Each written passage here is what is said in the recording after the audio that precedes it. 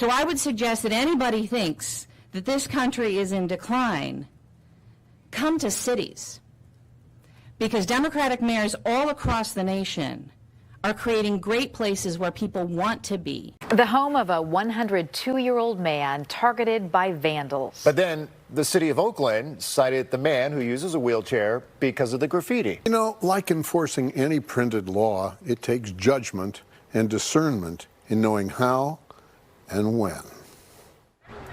Wheelchair-bound, Oakland-born, 102 years old Victor Silva Sr.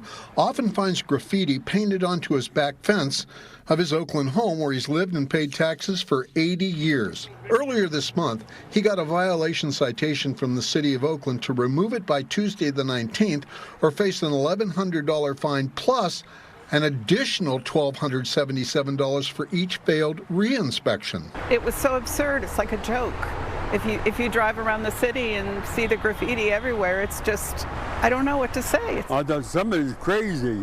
In his younger years, before the wheelchair, he often painted over the graffiti himself. Had a roller and a paintbrush and painted it.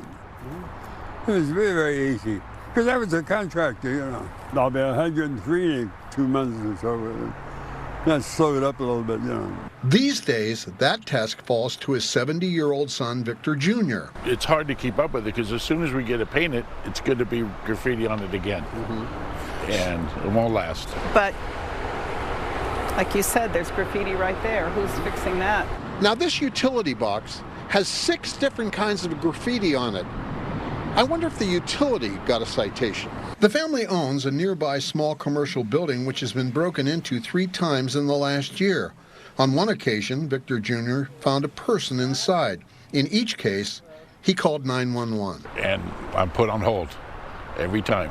So it's hard to understand where our tax dollars are going. They can't answer 911, but they can come out and hassle you about a fence. I had to ask, how does one live to 102 or 103? Very easy, just keep breathing and, you know, behave yourself. I would hate to think that there's other 100-year-old people that are being harassed like this. Oakland has to change. It's just the system's not working. The city inspector called me back and said he will do an immediate inspection and presumably cancel the citation. Tom Bakar, KTVU, Fox 2 News. Now, again, it's important to say that the city says through an inspector that will actually go out and do this, and that should take care of it. It's very interesting. I also sent a letter, note of an email to City Hall. No answer from them. The city of Los Angeles issued its first civil rights law citation against a local Smart & Final grocery store. A man claims the store discriminated against him because of the color of his skin. And now the city's civil rights department is taking action. LA city officials held a news conference earlier today. They say that this store right behind me has a bag check policy and that stores need to make sure that those policies are enforced unilaterally and fairly. But they say that is not what happened here. Now, city officials are accusing Smart & Final of discrimination. Corey Brown, who's black, says he visited this Smart & Final location on South Figueroa in downtown LA back in September 2022. He was stopped by a security guard and asked to leave his backpack at the front of the store before entering. But Brown said he noticed that other patrons who aren't black were not asked to check their bags.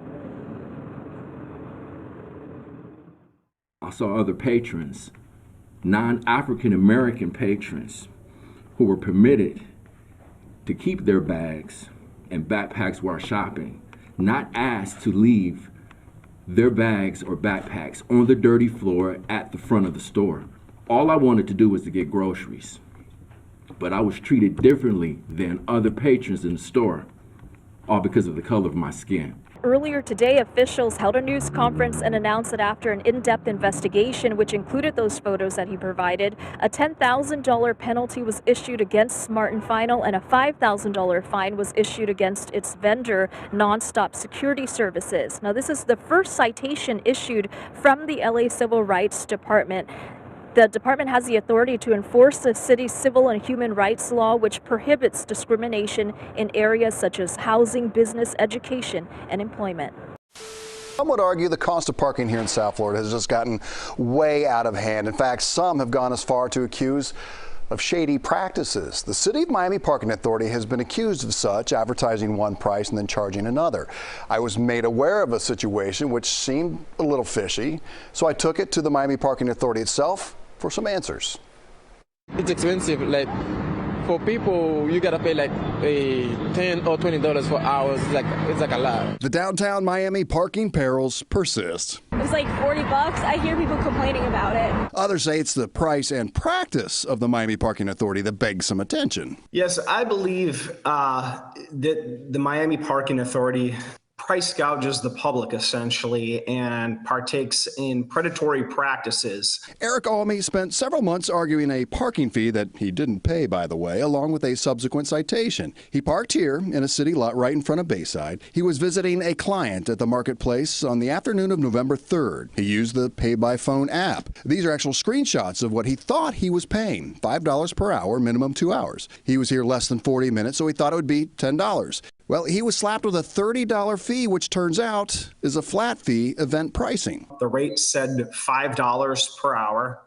No, it didn't mention anything about a special event rate. When I first protested this to them, they mentioned that there was a Heat game that night. Well, there was not a Heat game that night. And then they said there was another event. Eric says he wasn't alone. Several others he spoke with in the lot that day experienced what they called the same bait and switch. Or was it? Well, we took his claims to the Miami Parking Authority's Director of Operations. The day of the event, it does switch to the event rate. So that day there has to be an event rate. There might not have been a Heat game, but there was probably a different event that day, and that's why we charge the event rate. We only charge the event rate when there's an event. So, and that's what? The event rate? It's $30. It's $30, so it doesn't matter how long? Yeah, it's a flat rate for the whole day, yeah.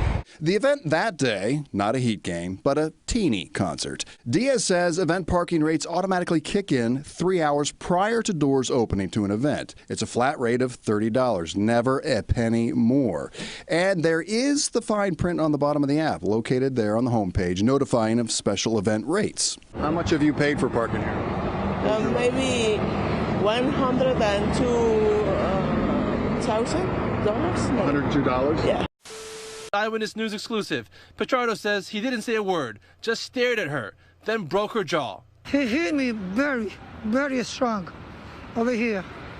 And he broke everything here. Everything's break.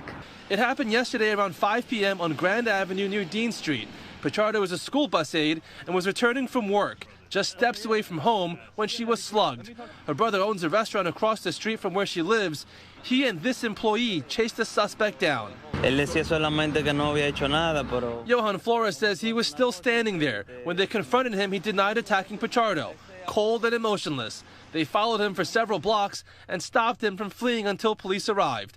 Cops arrested 33-year-old Franz Judy. The suspect was charged with misdemeanor assault, meaning he's not bail eligible. He'll be released back onto the street. And that's the part that has the victim and her family frustrated and afraid. Every time I see one man, I cross. I don't want to be close to nobody. I'm very afraid, yes. I tell my son everywhere I going, I want you to walk with me. He's being charged with assault 3, not with a felony, because there's no intent. So therefore, he's being just charged with that. He has 7 prior arrests for assault charges, and he's out in the street.